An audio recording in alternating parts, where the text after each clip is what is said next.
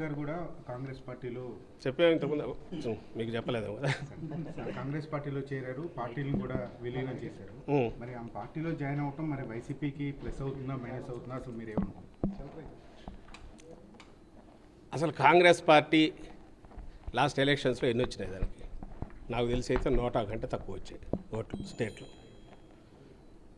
అలాంటి పార్టీకి సంబంధించినంత వరకు ఎంత తక్కువ మాట్లాడుకుంటే అంత మంచిది లేదు. అసలు షర్మిలమ్మ గారు ఏ రోజైతే తెలంగాణలో పార్టీ పెట్టారో ఆ రోజే ఆమె రాజకీయ ప్రస్థానం ఒక దిశలో మొదలు పెట్టుకున్నారు.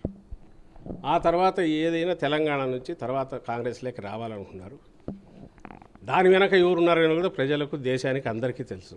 ఈరోజుకు తెలుసు. చంద్రబాబు నాయుడు అనే వ్యక్తి అన్ని రకాలుగా ఒకవైపు కాంగ్రెస్ను మేనేజ్ చేస్తూ, ఇంకోవైపు బీజేపీలో తన మనుషుల ద్వారా మేనేజ్ చేస్తూ, పవన్ కళ్యాణ్ను, జనసేనను మేనేజ్ చేస్తూ, నేను ఎప్పుడు అంటుంటాను, ఆర్కెస్ట్రా ఏ నుంచి జెడ్ వరకు రకరకాల పార్టీలను, వ్యక్తులను అందరినీ ఇచ్చేస్తూ జగన్మోహన్ రెడ్డి గారు టార్గెట్గా ఎట్లా ఒకట్లా అర్జెంటుగా ఆయన దించాలి. ఎందుకంటే వేరే రకంగా ఎదుర్కోలేడు కాబట్టి ప్రజల్లోకి వచ్చి కానీ ప్రజల సమస్యల గురించి దాని మీద యాక్ట్ చేసి కానీ, లేదా నేను అధికారంలో ఉన్నప్పుడు ఇది చేశానని చెప్పుకునే ఘనకార్యం లేదు కాబట్టి, అది లేదు కాబట్టి, సో ఇలా కొత్తవన్నీ తీసుకొచ్చి వీటి ద్వారా ఏదో సంచలనమైన ఇది జరిగింది అన్నట్టు ఒక రకమైన మీడియా పరమైన పర్సెప్షన్లు ఇది క్రియేట్ చేయడానికి చేసే దాంట్లో భాగంగా దీన్ని కూడా కుట్ర పన్నాడు. రకరకాల దీంట్లతో ఇప్పుడు ఏదైతే షర్మిలమ్మ గారు చేరారో అది జరిగిందని మేము భావిస్తున్నాం. ఎందుకంటే అంతకుముందు జరిగినవన్నీ అవే కనపడుతున్నాయి. సీఎం రమేష్ ఫ్లైట్లో వెళ్ళడం కానీ, లేదా అక్కడ ఆయన బ్రదర్ అనిల్తో బీటెక్ రవి, ఇవన్నీ యాదృచ్ఛికమని మేము అనుకోవట్లా. ఎందుకంటే ఇదే బ్రదర్ అనిల్ను ఇంతకుముందు ఎంత దుమ్మెత్తిపోసేవాళ్ళో అందరూ తెలుసు. మీ అందరికి మీరే వాటన్నిటి అప్పుడు చేసేవాళ్ళు. క్రిస్టియన్ ఓట్ల కోసం గాలం వేస్తున్నారని, బ్రదర్ అనిల్ వస్తున్నాడని ఆయన ఒక దీని కింద చూపేవాళ్ళు. మరి నిన్న చాలా మర్యాదపూర్వకంగా ఈయన పోయి ఎయిర్పోర్ట్లో కలిశారట. ఎయిర్పోర్ట్లో ఎట్లా మర్యాదపూర్వకంగా బీటెక్ రవి కలుస్తాడో నాకు అర్థం కాలే. వాళ్ళు వెళ్ళి కలవడము. సో ఇవన్నీ వరుసపెట్టి ఆ తర్వాత అక్కడ ఢిల్లీకి సంబంధించి మాట్లాడడంలో కానీ వీటన్నిటిలో వాళ్ళ ప్రయత్నాలు అన్నీ జరుగుతున్నాయి. అందరికీ తెలిసినవే ఇవి. వాటి గురించి మేమెందుకు కామెంట్ చేయట్లేదంటే ఇష్యూస్ డైవర్ట్ అవుతాయి. మేము దేని మీద చెప్పాలనుకుంటున్నామో దాని నుంచి డీవియేట్ అవుతుంది కాబట్టి మా అంతటా మేము అనట్లా. But at the same time సొంతంగా పార్టీ పెట్టుకోవడానికి కానీ, లేదా ఇంకో పార్టీలో చేరడానికి కానీ ఒక్కసారి ఆమె రాజకీయ ప్రస్థానం మొదలయ్యాక షర్మిలమ్మ గారికి ఆమె ఇష్టం, అది ఆమె చూజ్ చేసుకోవద్దు, వెళ్తారు. ఒకసారి వచ్చిన తర్వాత ఇక్కడికి వచ్చాక కాంగ్రెస్ పార్టీ నాయకులుగానే ఉంటారు, నాయకురాలుగా ఉంటారు. ఆమెకి ఇక్కడికి వస్తున్నట్టు కూడా ఇంతవరకు అనౌన్స్ చేయలే. ఏపీ నుంచి అండమాన్ దాకా ఎక్కడైనా పనిచేస్తానన్నారు, తెలియదు. ఒకవేళ వస్తే కాంగ్రెస్ పార్టీ నాయకురాలుగా వస్తారు. ఇలాంటి గతంలోనే జరిగింది. మా పార్టీ పుట్టినప్పుడే ఫస్ట్ బై ఎలక్షన్లోనే వివేకానంద రెడ్డి గారిని ఆ రోజు కాంగ్రెస్ దీంట్లోకి ఇది పెట్టుకొని, ఆ రోజు తెలుగుదేశం కాంగ్రెస్ కలిసే కడపలో జగన్మోహన్ రెడ్డి గారిని మా పార్టీని మొగ్గలోనే ఉంచాలని ట్రై చేశారు. ఆయన రాజశేఖర రెడ్డి గారికి స్వయానా తమ్ముడు. సో మరి ఆ రోజు అదే కాంగ్రెస్ పార్టీ నుంచి ఆయన ఉన్నాడు, తర్వాత మంత్రిగా కూడా ఉన్నాడు. ఏమైంది ఆఖరకు? ఆ రోజే అప్పుడు అధికారంలో కాంగ్రెస్ ఉంది, ప్రధాన ప్రతిపక్షం తెలుగుదేశం పార్టీ.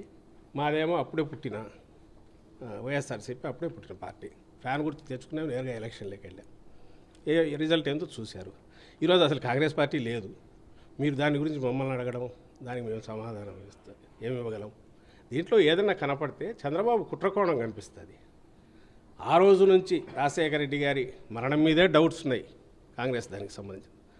దాని తర్వాత వచ్చిన పరిణామాలలో జగన్మోహన్ రెడ్డి గారి మీద పెట్టిన తప్పుడు కేసుల్లో కానీ ఇటు టీడీపీ కాంగ్రెస్ కలిసే చేసాయి. అక్కడి నుంచి ఆ జర్నీలో కాంగ్రెస్తో ఎప్పుడు ఈయన తెర వెనుకో ఏదో ఒక రకంగా అయితే కాంటాక్ట్లో ఉంటున్నాడు. ఇప్పుడు కొత్తగా దానికి మళ్ళీ ఇంత జీవం పోసి జగన్మోహన్ రెడ్డి గారి మీద దుమ్ము ఎత్తిపోయించడం ఎట్లా, లేదా ఏదైనా ఓటు ఏదైనా ఉంటే కొంచెం లాగ్గలమా అనే ఒక దింపుడు కళ్ళ ఆశతో ఈరోజు ఈ ప్రయత్నాలు చేస్తున్నట్టు. ఖచ్చితంగా మొత్తం దాన్ని ఫెసిలిటేట్ చేసే దాంట్లో అది ఏ రకంగా డైరెక్ట్ వచ్చిందో కానీ మొత్తం మీద వచ్చి ఇట్లా జరిగితే ఆయన తనకేం కావాలనేది అందరి ద్వారా చేయించడానికి చేసే ప్రయత్నాల్లో అందులో తాజాగా ఇది కొత్తది ఇప్పుడు జరిగింది. కాంగ్రెస్లో షర్మిలమ్మ గారి ప్రవేశం కానీ ఇప్పుడు జరగబోయే డ్రామా కూడా ఆయనకు కావాల్సింది ఏంటి? స్టేట్ డెవలప్మెంట్ కానీ, స్టేట్లో జరుగుతున్న పరిణామాలు కానీ, 14-19 మధ్య ఏం జరిగింది, ఇప్పుడు జరుగుతున్న అభివృద్ధి కార్యక్రమాలు సంక్షేమ కార్యక్రమాల మీద కానీ చర్చ జరగకూడదు. ఆ పేరు మీద ఆ అజెండాతో జనంలోకి వెళితే ఆయనకు మైనస్ మార్కులే వస్తాయి.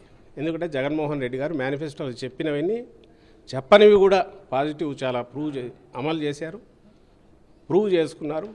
ప్రజల బ్లెస్సింగ్స్ ఉన్నప్పుడు ఇష్యూస్ డైవర్ట్ చేయాలంటే ఆయనకు ఎప్పుడు సంచలనాత్మకమైనవి, సంబంధం లేనివి, ప్రజలకు సంబంధం లేనివి ఎప్పటికప్పుడు ఏదో ఒకటి ఉండాలి. అవి అందులో క్రియేట్ చేయడంలో భాగంగానే ఇవన్నీ చేస్తూ వచ్చాడు. ఇప్పుడు అందులో తాజాగా ఏది జరిగిందని మేము భావిస్తున్నాం. Thank you.